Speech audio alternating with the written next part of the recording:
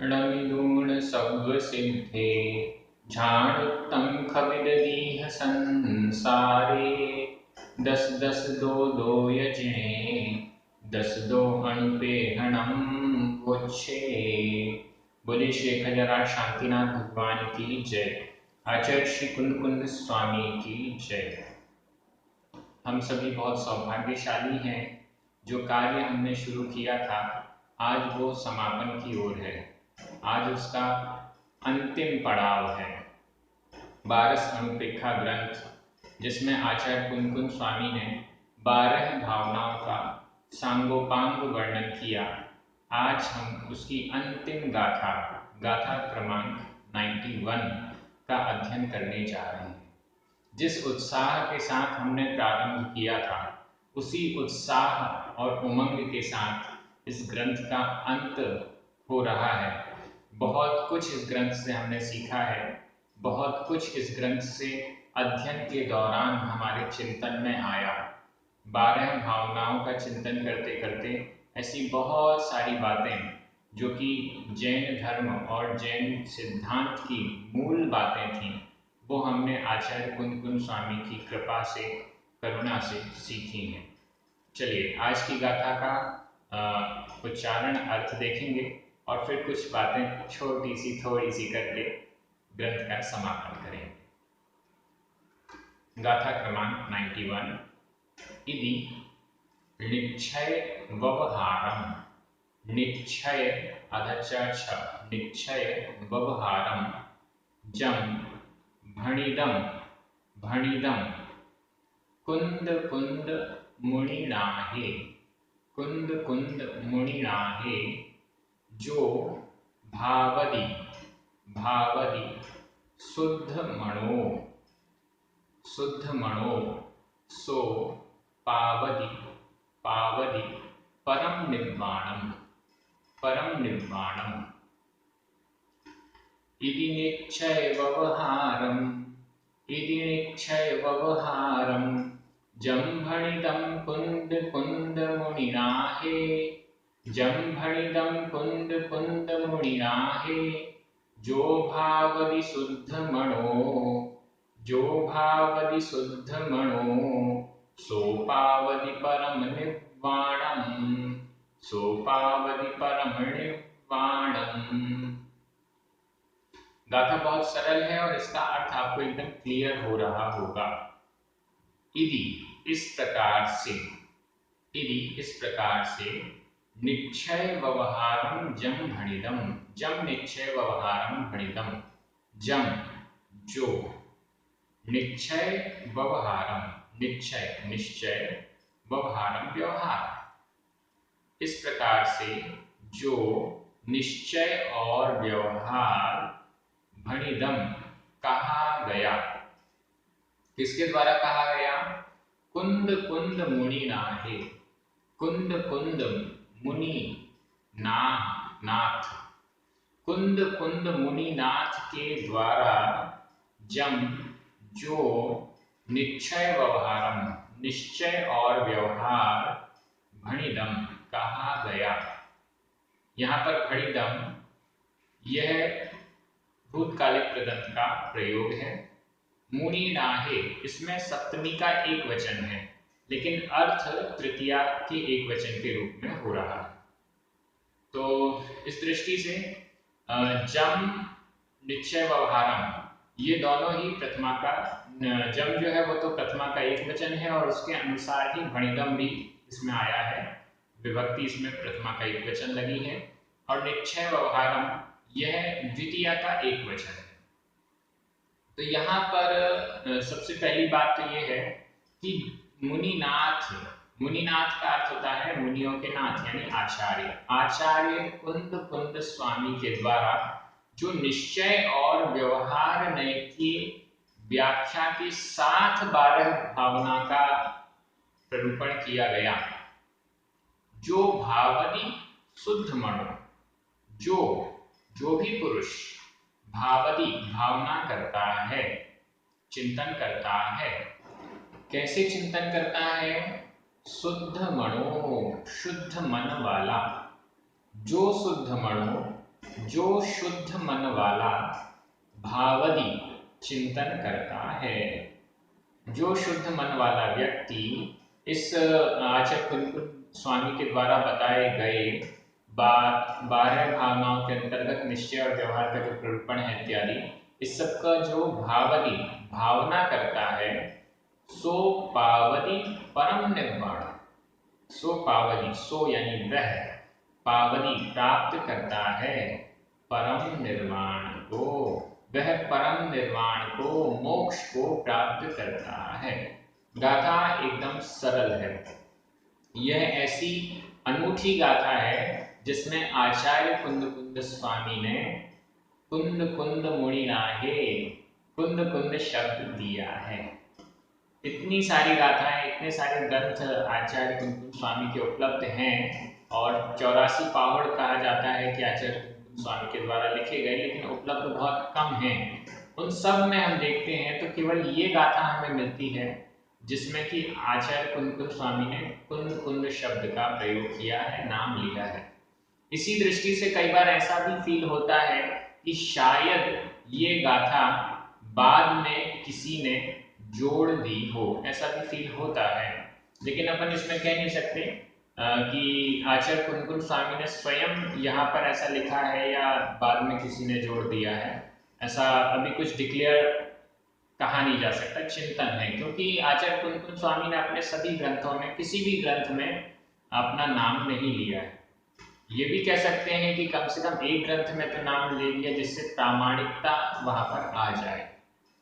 खैर, तो इस दृष्टि से, और एक बात और इसमें विशेष है, 12 भावनाओं का वर्णन निश्चय नय और व्यवहार नय की दृष्टि से आचार्य कुंद कुंद स्वामी ने किया। ये उनकी आध्यात्मिक शैली है। वस्तुतः देखा जाए तो 12 भावना यह चरणानुयोग का विषय है, लेकिन आचार्य कुंद कुंद स्वामी आध्यात्मिक बैकग्राउंड को हमेशा अपने ग्रंथों में सामने रख रहे हैं, तो उन्होंने इस 12 भावना को भी आध्यात्मिक दृष्टि से हमारे सामने उपलब्ध कराया। इसलिए उन्होंने निश्चय नय व्यवहार नय, जहां भी हम देख रहे थे 12 भावनाओं में हर जगह निश्चय और व्यवहार नय का अच्छे से प्ररूपण किया। अंत में कम से कम एक गाथा को निश्चय नय की तरफ से लिख देते थे कि अनित्य है इस दृष्टि से निश्चय नय से ऐसा है, अशरण है इस दृष्टि से ऐसा है। सारी जगह उन्होंने ये सब लिखा हुआ है। हम सभी ने बहुत कुछ समझने का प्रयास किया। मैं ये नहीं कहूँगा कि आपने और मैंने 100% आचार्य कुंद कुंद स्वामी के भावों को समझ लिया है, लेकिन ये तो हम मानेंगे कि हमने आचार्य कुंद कुंद स्वामी के भावों को समझने का 100% पुरुषार्थ किया है। पुरुषार्थ करना हमारे हाथ में है।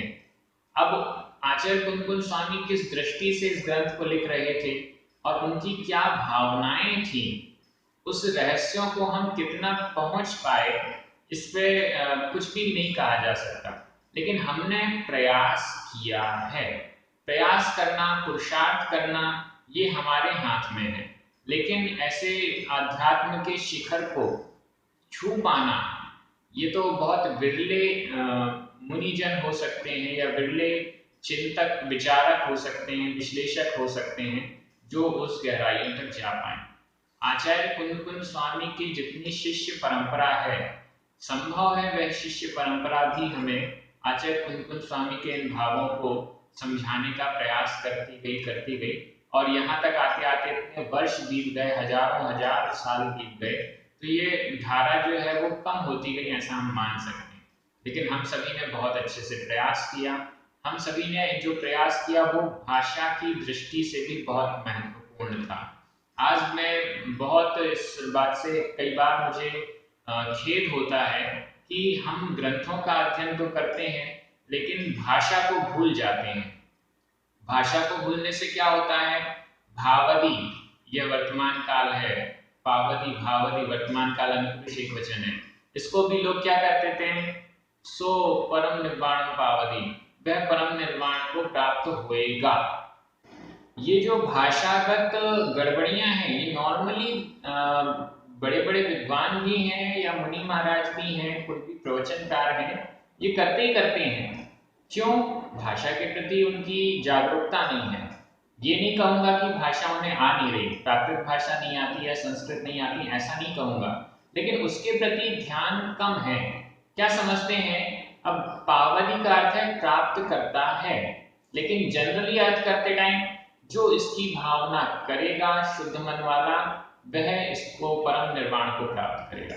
अब यहाँ आचार्य कुंकुन स्वामी वर्तमान काल में कह रहे हैं और उसका अर्थ हम भविष्य काल में लगा देते हैं। तो इस टाइप की जो गलतियां हैं उसे भले लोग मेजर मिस्टेक ना कहें, लेकिन गलती तो गलती है। आचार्य कुंकुन स्वामी ये नहीं कह रहे कि तुम भविष्य में मोक्ष प्राप्त करोगे। आचार्य कुंकुन स्वामी कह रहे हैं कि जब हम यह पुरुषार्थ कर रहे हैं तो उसका फल भी हमें वही मिलना है, उसी समय मिलना है। ये बात अलग है कि पंचम काल है, मोक्ष नहीं हो सकता, लेकिन जो कार्य हम कर रहे हैं वो मोक्ष का ही कारण है, मोक्ष का साक्षात कारण है। 12 भावनाओं का चिंतन करने वाला व्यक्ति मोक्ष प्राप्त करता है, यह कहना है, ना कि 12 भावनाओं को भाने वाला व्यक्ति मोक्ष प्राप्त करेगा।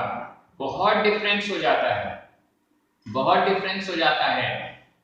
मैं इस कार्य को कर रहा हूं और इसका फल मुझे ये इसी कार्य से मिलना है, ऐसा नहीं कि इस कार्य को अभी करो भविष्य में कभी मिल जाएगा, ऐसा नहीं। आचार्य कुंकुन स्वामी कह रहे हैं कि ये जो 12 भावनाएं हैं इनका चिंतन करने वाला परम निर्वाण को प्राप्त करता है। उसके पहले वाली गाथाओं में कह दिया कि करेगा, करने वाले जो भी हैं वो सब 12 भावनाओं का चिंतन करके ही सिद्ध हुए हैं, या जो सिद्ध होंगे वो सब 12 भावनाओं का चिंतन करते हुए ही होंगे। तो यहाँ पर हमें बहुत अच्छे तरीके से, मुझे तो इतनी खुशी हो रही है कि मैं कई बार वीडियो बनाते टाइम कुछ गलत वीडियो में बोल दिया या किसी विभक्ति को इधर का उधर बोल दिया, एक वचन को बहुवचन बोल दिया, तो आप सभी इतने जागरूक हैं जो पूछ लेते हैं कि ये विभक्ति एक वचन ही है या बहुवचन है। तो मुझे बहुत अच्छा लगता है। वीडियो में बोलने के बाद उसको एडिट कर पाना बहुत मुश्किल या असंभव होता है। एक बार मंगलाचरण करते टाइम संसारे की जगह संसारो निकल गया, तो उसको संसारे का संसारो करने में एडिटिंग तो बहुत संभव ही नहीं थी, और वो हो सकता है कई लोगों ने वो गलती पकड़ी भी हो और कई लोगों ने ना पकड़ी हो। उसकी आवाज जरूर कम कर दी गई, लेकिन उसको सुधारा नहीं जा सका। ऐसी गलतियां हो जाती हैं। मैं कोशिश करता हूं अगर ऐसी गलतियां हो रही हैं तो जो कमेंट है, कमेंट में वो मैं लिख देता हूं कि इसको आप ये समझिएगा और उसको पिन कर देता हूं, तो वो मैसेज कमेंट वाला भी आप देख लिया करें। अगर पहला मैसेज मेरे नाम का उसमें लिखा है तो मतलब कुछ सुधार वाली चीज है जिसको सुधारा गया है। आप सभी बहुत अच्छे से पढ़े हैं। सबसे पहला और सबसे खुशी की बात यह है कि आप सभी ने ग्रंथ का बहुमान करते हुए, जब ग्रंथ का प्रारंभ हुआ था तो कुछ ना कुछ त्याग किया था। मैंने भी आम का और अंगूर का त्याग किया था और आप सभी ने भी बहुत कुछ ना कुछ त्याग किया था। सबसे पहली भावना, अगर हम चाहते हैं, देखिए हमें केवल नॉलेज प्राप्त नहीं करना, जैन दर्शन का जब भी हम स्वाध्याय करें तो परीक्षा की दृष्टि से नहीं, ये हमारे गुरुओं ने हमें, पूज्य मुनि पुंगव सुधा सागर महाराज जी ने सिखाया है, कभी भी स्वाध्याय करना है परीक्षा की दृष्टि से नहीं, किसी दूसरी दृष्टि से नहीं कि इससे लोग हमें कहेंगे कि फलाना ग्रंथ आपने पढ़ लिया, ये कर लिया, वो कर लिया, कुछ नहीं। स्वाध्याय की दृष्टि आत्म कल्याण की दृष्टि होनी चाहिए। अब ये बात अलग है कि आपको परीक्षा भी देना है, उसकी तैयारी भी होगी अलग से, लेकिन जब हम स्वाध्याय कर रहे हैं तो हमारा ध्यान सिर्फ स्वाध्याय पर और आत्म कल्याण पर केंद्रित होना चाहिए। आपने बहुमान पूर्वक नियम लिया कि जब तक यह ग्रंथ पूरा नहीं होगा मेरा यह नियम है। आपने विनय पूर्वक, ऐसा नहीं कि बिस्तर में लेटकर ये वीडियो देख रहे हैं, आप अच्छे से व्यवस्थित बैठकर, और आपने, कई लोगों ने तो नोट्स बनाने के लिए अपनी कॉपी पेन साथ में रखा और उसको नोट करते गए। बहुत एकाग्रता के साथ आप सभी ने पढ़ा है। इस अध्ययन के दौरान, पढ़ाने के दौरान मुझसे कुछ गलतियां निश्चित रूप से हुई होंगी, उन सब गलतियों के लिए मैं क्षमा चाहता हूं। जिनवाणी माता से पूज्य आचार्य कुंकुन स्वामी के प्रति क्षमा याचना करता हूं। और आप सभी से भी क्षमा याचना करता हूँ। जो जो गलतियाँ हुई हों वो अगर आप मुझे बताएंगे तो मैं सुधारने का प्रयास करूँगा। कई बार ऐसी गलतियाँ हो जाती हैं, मैं चाहता हूँ कि उस विषय को और खुलासा किया जाए, लेकिन समय इजाज़त नहीं देता है, तो उसको छोटा करने के चक्कर में या कम करने के चक्कर में वो बातें मैंने थोड़ी-सी बोली और फिर वहीं छोड़ दी, ऐसा भी कई बार हुआ होगा। तो उन सब के लिए मैं क्षमा प्रार्थी हूँ। आप सभी का इंटरेस्ट इतना अच्छा जागृत हो रहा है, आप सभी इतने लगन के साथ जुड़कर प्राकृत ग्रंथों के अध्ययन के लिए रुचि दिखा रहे हैं, ये तो बहुत ही अद्भुत है। ऐसा कभी मैंने सोचा भी नहीं था कि मैं प्राकृत ग्रंथों को प्राकृत भाषा की दृष्टि से पढ़ाने का प्रयास करूंगा और पढ़ने वाले मिल जाएंगे। मुझे तो इतनी खुशी भी है, पढ़ने वाले भी मिल रहे हैं और मुझे प्रमोट करने के लिए आप सभी का प्रोत्साहन लगातार मिलता रहता है कि बहुत अच्छा हो रहा है, कंटिन्यू रहना चाहिए। ऐसे ये जो प्रयास हो रहे हैं यूट्यूब पर पढ़ाने के, अच्छे अच्छे लोग जो पढ़ाने का प्रयास शुरू करते हैं, मैंने अभी पिछले 2 साल से नोट किया है, शुरू करते हैं उनको प्रमोशंस नहीं मिलते, उनको लोग देखते नहीं हैं, व्यूज नहीं होते हैं और इस कारण धीरे धीरे वो कार्य बंद हो जाते हैं। मैं चाहूंगा कि जो प्राकृत भाषा के प्रति ये आदर आप सभी के अंदर उत्पन्न हुआ है और इतनी प्रेरणा उत्पन्न हुई है, ये कभी बंद ना हो, आगे और अच्छी और दृढ़ होती जाए। आगे हम और ऐसे ऐसे ग्रंथों का अध्ययन करें जो नॉर्मली जिसका अर्थ सही नहीं हो पाता है या बहुत सारी भटकन अटकन रह जाती है, उस पर भी हम प्राकृत भाषा की दृष्टि से विमर्श करें और समझने का प्रयास करें। ये प्रयास हमारा जारी रहना चाहिए। कई लोगों ने कहा कि ये ग्रंथ बहुत अच्छा है, हम याद करने का प्रयास करेंगे इन गाथाओं को। कई लोगों ने कहा कि इसका हम निरंतर स्वाध्याय करेंगे। अब ये जो वीडियोस हैं वो यूट्यूब पर परमानेंट रहेंगे, इसकी ऐप भी आ जाएगी, तो आप परमानेंट इसको कभी भी आप अपने मित्रों को कहिए कि 12 संगपेखा ग्रंथ पढ़ना है, शुरू करो। बस आपको ये बताना है कि यहाँ से शुरू करना है, वो प्लेलिस्ट दे दीजिए, वो ऐप आप उनको बता दीजिए और वो एक के बाद एक पढ़ना चालू कर देंगे। हमारे जो तकनीकी सहयोगी हैं, बहुत सहयोग मिल रहा है, उनका ये प्रयास है कि ये कार्य परमानेंट होकर सबके सामने एकदम सरल तरीके से आ जाए। कोई अगर ऑफलाइन भी पढ़ना चाहता है, ऑनलाइन नहीं पढ़ना चाहता है, तो उसके लिए भी कुछ व्यवस्था हो जिससे वो पढ़ सके। इन सब पर बहुत सहयोगियों से हमें मार्गदर्शन भी मिल रहा है और वो सहयोग भी कर रहे हैं। मुख्य सहयोग जिनका होता है वो है पुण्यार्जक। पुण्यार्जकों के बिना ये कार्य लगभग असंभव होता है। शुरुआत में हमारे पिताजी ने तो एकदम फ्री हैंड दे दिया था कि जितने वीडियोस आपको बनाने हैं, जैसे बनाने हैं, जो खर्च होना है करते जाओ करते जाओ। इसके बाद फिर आप सभी ने भी सहयोग देना प्रारंभ किया। 12 संगपेखा ग्रंथ के पूरा पुण्यार्जक बेंगलोर से श्रावक श्रेष्ठी दिलीप जी ने, जिनकी पट्टी यहाँ पर आपको रेगुलर दिखाई दे रही है, उनके द्वारा था। बहुत अच्छा सहयोग रहा। उन्होंने स्वयं फोन करके मुझे कहा कि आप नेक्स्ट जो भी ग्रंथ सोच रहे हैं, हम चाहते हैं कि पूरा हमारे द्वारा हो। ऐसे जो पुण्यार्जक हैं, मैं स्पष्ट ये कहना चाहता हूँ, ऐसे जो पुण्यार्जक हैं वो जिनवाणी का संरक्षण कर रहे हैं, वो संरक्षण कर रहे हैं। पहले जो व्यवस्थाएं चलती थी, राजा लोग होते थे और उनके संरक्षण में ग्रंथों का संपादन होता था, ग्रंथों का, पांडुलिपियों का संपादन होता था, पांडुलिपियां लिखी जाती थी, धर्म के कार्यों का संरक्षण वो करते थे। आज राजा महाराजा नहीं है, लेकिन हमारे ही बीच में जो संपन्न वर्ग है, श्रेष्ठी वर्ग है, वो इस कार्य को बहुत अच्छे से कर रहा है। ये बहुत खुशी की बात है। आप सभी इतने ध्यान से अच्छे से पढ़ रहे हैं और इस ग्रंथ के समापन पर हमें बड़ा हर्ष है। आगे जो नया ग्रंथ प्रारंभ होगा उसमें भी मैं ऐसा ही मेहनत कर पाऊँ, ऐसा ही परिश्रम पुरुषार्थ कर पाऊँ, ऐसी आपकी मंगल भावना हो, मेरी भी मंगल भावना आप सभी के प्रति। सभी को जय जिनेंद्र।